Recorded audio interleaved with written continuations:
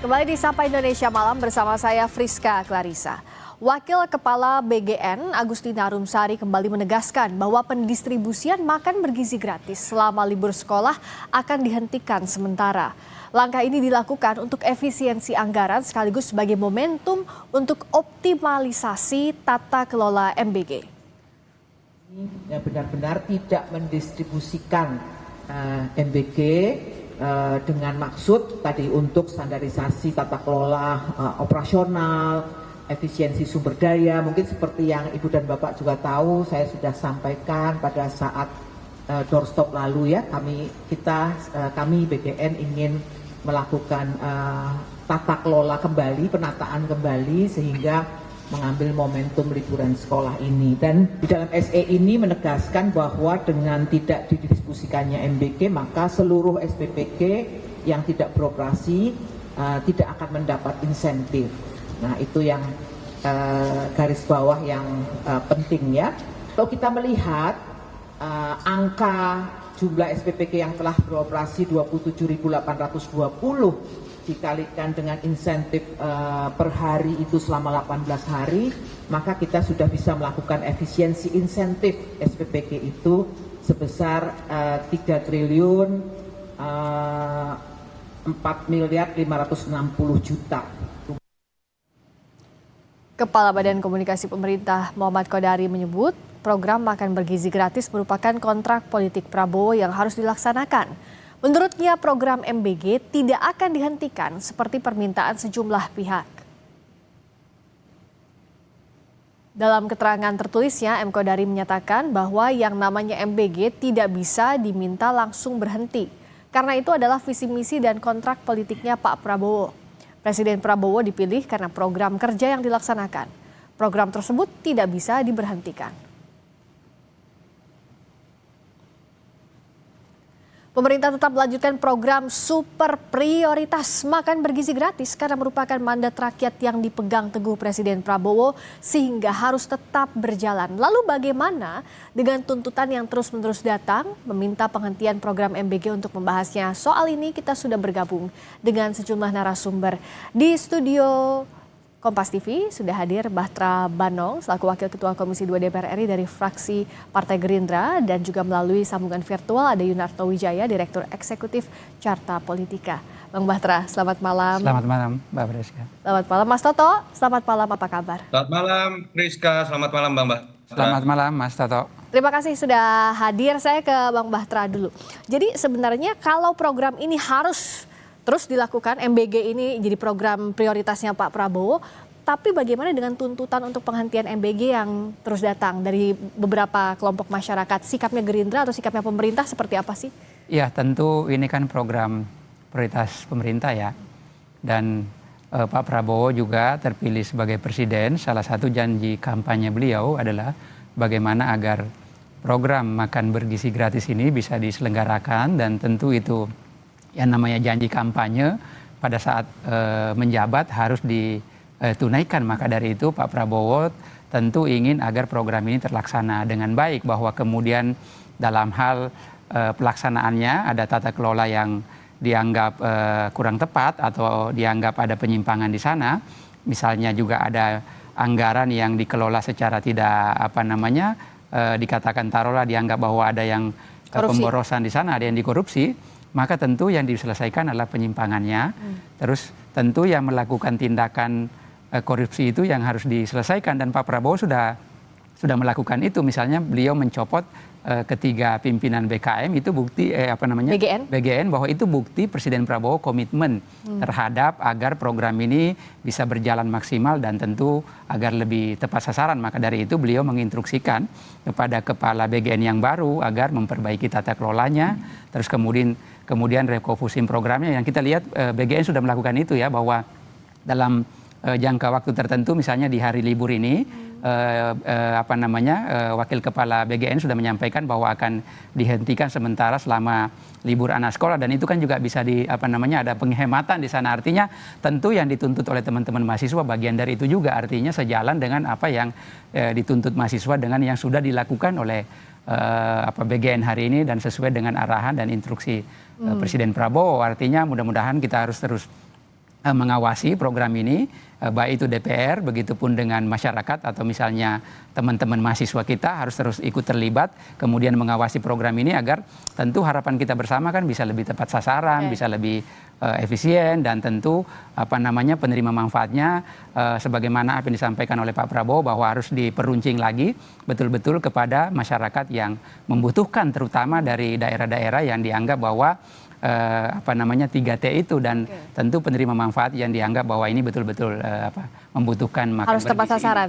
Nah, kalau Istana bilang ini mandat rakyat tidak bisa dihentikan, Mas Toto, apa yang harus dilakukan? Ya, pertama saya mau kritik keras ya pernyataan dari Bang Kodari. Saya nggak kaget nih dokter politik menerjemahkan kontrak politik, lalu kemudian ketika ini adalah bagian dari program pemerintahan terpilih, lalu tidak ada ruang negosiasi dikarenakan ini adalah program dari Pak Prabowo. Ya, saya tambahkan ya, mengutip dari Bang Kodari, jangan hanya melihat diri Anda sendiri yang menolak MBG. Artinya jangan hanya melihat diri Anda sendiri, hai para pengkritik, lihatlah 90 juta masyarakat Indonesia yang memilih Pak Prabowo. Poin saya adalah ini harus dikritik keras karena yang tidak ada ruang negosiasi dan tidak boleh dirubah adalah ketika presiden atau wakil presiden terpilih melakukan tindakan tercela, melanggar undang-undang misalnya, terlibat dalam perilaku korupsi. Tetapi kemudian menafsirkan janji kampanye politiknya untuk hal yang lebih baik, itu adalah hal yang lumrah. Saya nggak ngerti Bang Kodari ini menggunakan teori politik seperti apa. Sebagai mantan seorang pengamat politik, dokter ilmu politik, dan yang paling penting sebenarnya kan adalah kalau kita bedah lebih dalam pun, yang terpenting kan adalah kalau kita bicara turunan visi, misi, program prioritas, quick win. MBG ini ada di level quick win. Yang paling penting kan adalah bagaimana menerjemahkan program-programnya, termasuk MBG, untuk bisa mencapai apa yang disebut dengan asta-citanya Pak Prabowo. Yang sesuai kalau kita bicara asta-cita, poin nomor 4 terkait pengembangan sumber daya manusia, atau poin nomor 6 terkait dengan pemberdayaan ekonomi di desa-desa misalnya. Di luar itu, semuanya bisa dinegosiasikan atau dikritik. Dan jangan sampai Bang Kodari mewakili istana seakan-akan mengatakan yang punya hak itu hanya 90 juta dari pemilih Prabowo. Sisanya 42% nggak punya hak. Tidak. Siapapun itu punya hak untuk kemudian memberikan masukan. Ya. Bahkan seakan-akan Bang Kodari mengatakan 58% yang mendukung 90 juta itu akan menerima apa saja yang dilakukan oleh pemerintah. No, itu tidak ada dalam ruang demokrasi selama 5 tahun terpilih. Yang kedua, poin paling penting menurut saya adalah kalau kita dengarkan statement dari Bu Agustina, wakil kepala BGN yang baru, problemnya ini bukan sekedar perilaku korupsi. Ada problem mendasar yang membutuhkan sebuah ruang untuk evaluasi lebih jauh. Salah satunya kalau saya pribadi, menurut saya ini harus dimoratorium. Jadi ketika kita analogikan ada mobil mencelakakan orang dalam konteks kasus-kasus yang terjadi, keracunan, lalu kemudian ada perilaku korupsi dari pimpinan BGN lama, yang harus dilakukan bukan mengganti drivernya atau supirnya saja. Mobilnya dicek dulu nih, jangan-jangan mobilnya sudah nggak layak untuk dijalankan kembali. Jadi ini yang menurut saya harus dilihat lebih mendasar. Karena Bu Agustina mengatakan hal yang paling mendasar, targetnya selama ini salah. Masih ada sekolah elit, segmen kelas menengah ke atas. Dalam pertemuan saya secara Zoom dengan Bang Batra terakhir, saya ngotot. BGN harus memulai ini dengan sebuah evaluasi apakah targetnya benar atau tidak. Kalau target sudah salah, yang kita lihat adalah kondisi sekarang. Obral SPPG, dan ketika dihentikan atau bahkan hari libur sekolah kemudian ingin ditahan, yang terjadi adalah barusan saja saya baca beritanya, gabungan pengusaha dari makanan bergizi sudah, jangan kita paksakan sesuatu yang kemudian sudah salah, kita anggap kerugian ini sudah didapatkan, tapi jangan memperbesar kerugian hanya karena gengsi. Terakhir, Friska, saya harus mengatakan, perdebatan ini sebetulnya tidak perlu terjadi langsung antara pengkritik, masyarakat, influencer, atau mahasiswa kalau DPR-nya itu menjalankan fungsi check and balances, kemudian menjalankan fungsi kritiknya. Ini kan terjadi karena DPR-nya diam semua, bahkan saya harus mengatakan ya, sebagian itu menjilat semua program prioritas Pak Prabowo, padahal fungsi dari DPR, dia menjalankan fungsi pengawasan. Dan ketika fungsi itu jalan, yang kita lihat sekarang adalah kritik-kritik langsung dari masyarakat, termasuk gerakan mahasiswa terkait dengan MBG salah satunya. Menarik dari beberapa poin Mas Toto tadi. Pertama, apakah perlu MBG ini dimoratorium terlebih dahulu, Bang Batra, untuk evaluasi menyeluruh yang tadi poin-poinnya sudah dibahas juga sebenarnya? Kalau kita lihat ya bahwa sebetulnya kan ini program ini Mbak berjalan ya di beberapa daerah dan tentu juga kan kalau kita lagi lihat dari segi manfaatnya juga sangat banyak. Pak Prabowo kan sebetulnya kenapa program ini diprioritaskan karena beliau kan sering berkeliling ke daerah-daerah menyaksikan ya anak-anak kita di pelosok-pelosok desa.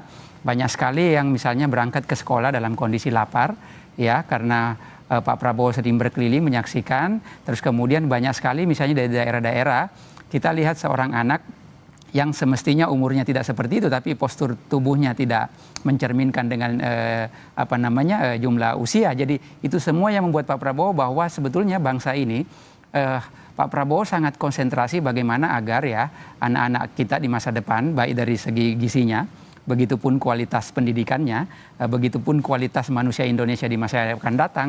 Pak Prabowo sangat konsen terhadap itu. Selain itu Mbak, saya selalu mengatakan bahwa program makan bergizi ini sebetulnya bukan hanya sekedar memberi makan Mas Toto ya, karena kalau kita lihat banyak sekali turunan-turunannya yang impact-nya begitu besar, terutama di faktor ekonomi. Bayangkan soal pelaksanaannya tapi dievaluasi. Bayangkan misalnya Mbak ya, sekarang kan kurang lebih 27.000 dapur yang beroperasi.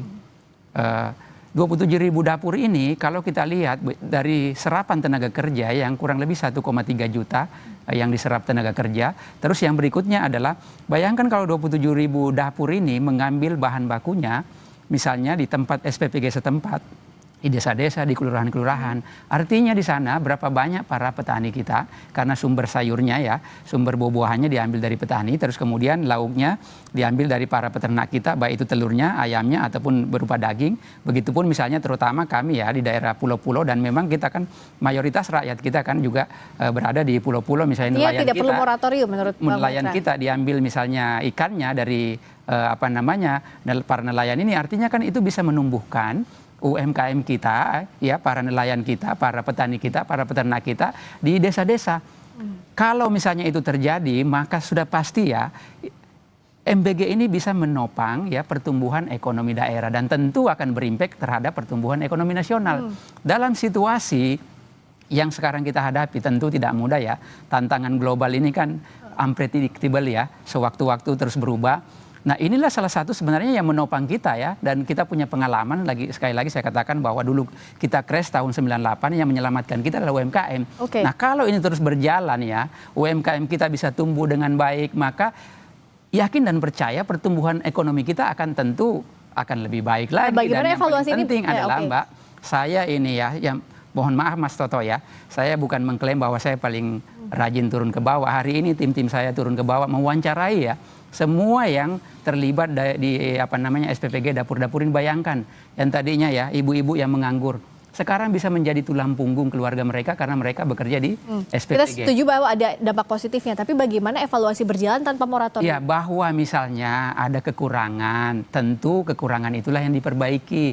Misalnya ada tata kelola yang tidak baik, ada misalnya pemborosan anggaran, dan saya pikir bagian yang baru sesuai dengan arahan Presiden itu sudah dilakukan. Tadi Ibu Agustina menyampaikan bahwa kita bisa menghemat berapa banyak kalau misalnya ini di hari libur dihentikan sementara waktu.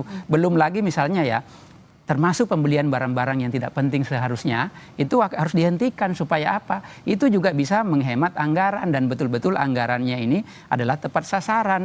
Nah kadang-kadang orang menyampaikan loh, kenapa makannya yang dibutuhkan, bukan infrastruktur sekolahnya yang diperbaiki. Toh sekarang juga Pak Prabowo melakukan itu. Berapa banyak sekolah yang diperbaiki Pak Prabowo di tahun 2025 ini Mbak. Berapa banyak ya puskesmas-puskesmas yang dibangun. Kalau kita lihat pidato terakhir Pak Prabowo itu dengan Menkes itu, berapa banyak puskesmas yang dibangun. Artinya begini, itu juga simultan berjalan, infrastrukturnya diperbaiki, tetapi juga anak-anak diberi gizi yang baik, diberi makan yang baik, agar apa? Kualitas individu personal manusianya juga makin baik, sehingga apa? Memang ini investasi jangka panjang. Tentu mungkin Pak Prabowo juga meyakini bahwa mungkin bukan di era beliau dinikmati hasilnya, tetapi 10-15 tahun yang akan datang, yakin dan percaya bahwa anak-anak Indonesia akan lebih unggul lagi, lebih berprestasi lagi, supaya bisa juga sejajar dengan bangsa-bangsa lain. tadi disebutkan bahwa ya evaluasi yang kurang-kurangnya diperbaiki. Tadi kalau ada penyimpangan itu diperbaiki, dievaluasi. Tadi yang menarik soal evaluasi ini, Mas Toto mengkritisi bahwa tidak berjalannya fungsi di check and balances di legislatif sehingga akhirnya masyarakat mengkritik langsung pemerintah dari berbagai unsur. Nah, kalau menurut Mas Toto, yang sekarang berlangsung ini kan MBG tetap jalan, dihentikannya pada saat libur sekolah aja. Pengawasan yang paling idealnya seperti apa sih Mas Toto? Rizka, jangan sampai kita kemudian menunggu sebuah musibah berikut, baru kemudian pemerintah menyatakan akan membuat perbaikan. Ketika sudah terjadi korupsi yang katanya ini menurut Menko Zulkifli Hasan ya, pemborosan 1 miliar, menurut Kejaksaan terjadi kebocoran 1 miliar dalam perilaku korupsi. Lalu kemudian 1 triliun pemborosan setiap bulan. Selios dengan studinya mengatakan terjadi pemborosan 88 triliun dari kemudian makanan tersisa. Kalau kita masuk ke dalam logikanya Bang Bahtera, saya sepakat semua program pasti ada manfaatnya. Sebutin mau ada ratusan program, pasti ada manfaatnya seperti apa yang disebutkan Bang Bahtera. Tapi yang harus diingat adalah kemudian berapa besar kebocorannya, itu yang pertama. Yang kedua, bicaranya jangan seakan-akan duit kita itu unlimited. Kita bedah saja loh. Apakah dana 335 triliun yang dianggarkan di awal, sekarang katanya jadi 268 triliun, itu sebetulnya tidak ada yang berubah ya dari perencanaan awal. Itu kemudian tidak mengambil pos lain. Faktanya 223 itu ada di pos anggaran pendidikan. Yang kedua, kita tahu anggaran TKD dipotong. Walaupun diklaim katanya itu selama ini dikorupsi. Faktanya apa? Ketika kita mendengar langsung dari para gubernur dalam rapat dengan DPR, mengatakan mereka udah nggak sanggup kalau TKD-nya dipotong lagi, bahkan untuk belanja pegawai. Artinya kan apa yang dibangga-banggakan Bang Bahtera tadi, itu mengambil porsi lain, mengorbankan sektor-sektor lain yang multiplier efeknya juga gede. Yang diinginkan oleh masyarakat dan pengkritik tuh gini loh, semua program kemudian punya manfaatnya, tapi kalau ada yang dianak emaskan secara berlebihan dan mengorbankan program lain, lalu kemudian dicopet dananya, ini kan keterlaluan, tidak sesuai dengan teriakan efisiensi yang Pak Prabowo sendiri sebutkan dalam kondisi global. Kalau kita sebutkan satu contoh Friska, kalau kita bicara Ibu Agustina sudah mengatakan target sasarannya salah. Karena masih banyak sekolah-sekolah elit. Tadi disebutkan stunting. Bupati Sanggau mengatakan kenaikan stunting selama setahun terakhir itu 21,82%. Artinya apa? MBG tidak sesuai dengan target awal. Saya ridho sekali, saya mengeluarkan uang pajak dipakai buat MBG. Tapi buat orang miskin. Tapi buat yang buruk. Buat daerah-daerah 3T. Yang kemudian itu kan memiliki manfaat, bukan main obrol SPPG semuanya dibagi karena presiden bangga menjadi pemberi dari MBG sebanyak-banyaknya, tapi tidak memperbaiki gizi kalau kita berbicara mengenai tujuan awal dari MBG ini. Poin-poin yang dikritisi ini bisa tidak dilakukan dalam waktu dekat dan didorong juga oleh Gerindra sebagai partai pemerintah. Sesaat lagi di Sapa Indonesia Malam kami segera kembali. Nah, berikutnya agar memang pembenahan itu betul-betul menyeluruh, kalau ini program prioritas dan harus berjalan, apa sih realnya Bang Bahtera yang memang didorong sekarang? Evaluasi ini mendengarkan suara publik, benar-benar tidak hanya mengganti kepala Badan Gizi Nasional saja, tapi juga kritik-kritik yang selama ini ada dilakukan. Ya tentu kan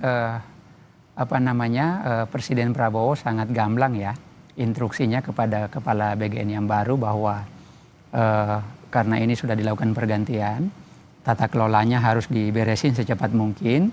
Di antaranya misalnya di sana yang mungkin yang Mas Toto yang sering publik kritisi selama ini, misalnya soal penggunaan anggaran.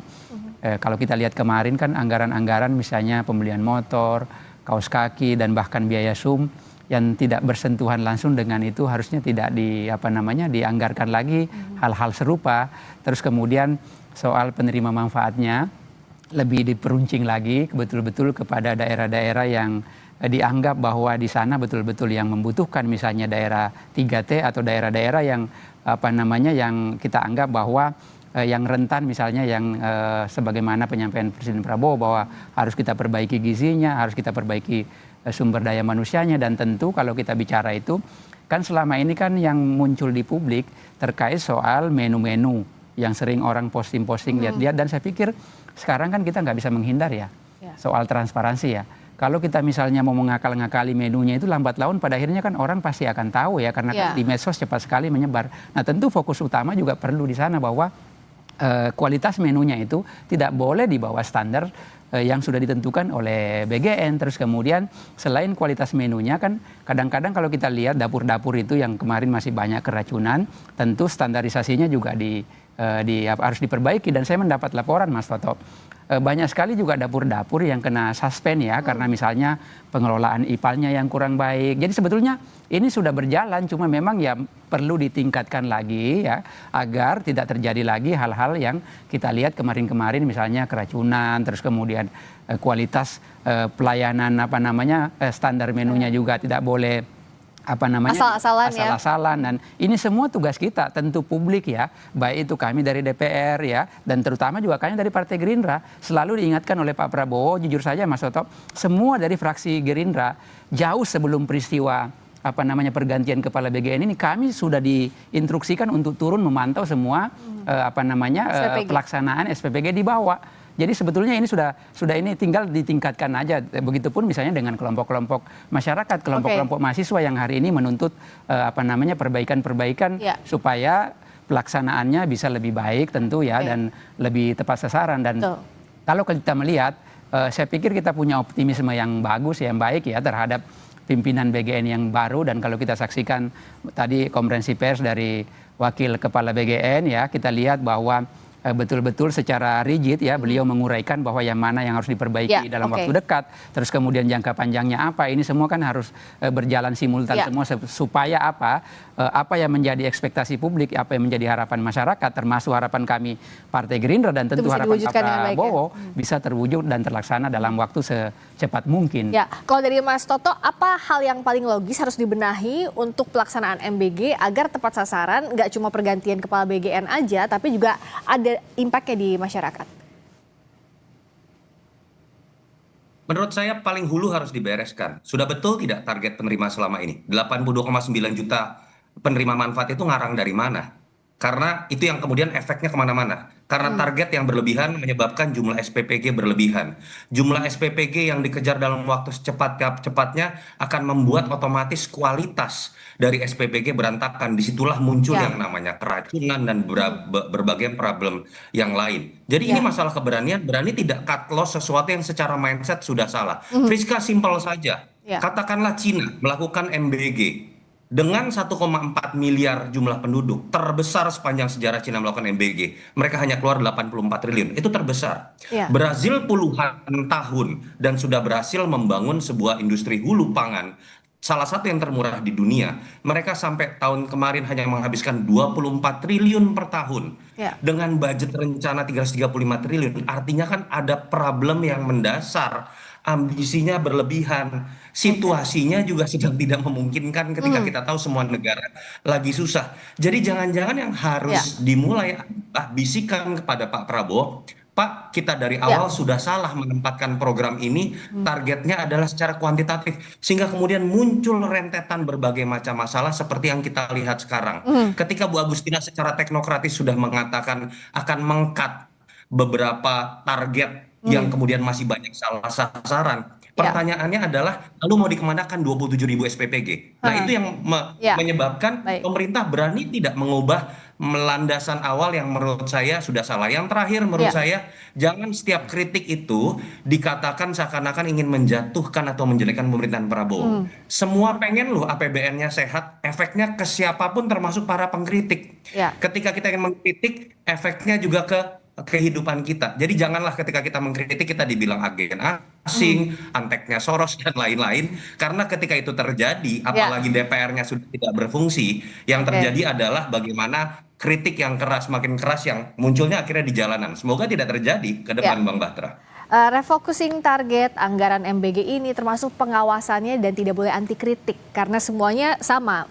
Tujuannya agar program ini berjalan dengan baik, bisa diterima oleh masyarakat sesuai dengan target yang semestinya. Terima kasih Bang Batra, Batra Banong, Wakil Ketua Komisi 2 DPR RI fraksi Partai Gerindra. Terima kasih juga Mas Toto Yudharto Wijaya, Direktur Eksekutif Carta Politika sudah hadir di Sapa Indonesia Malam.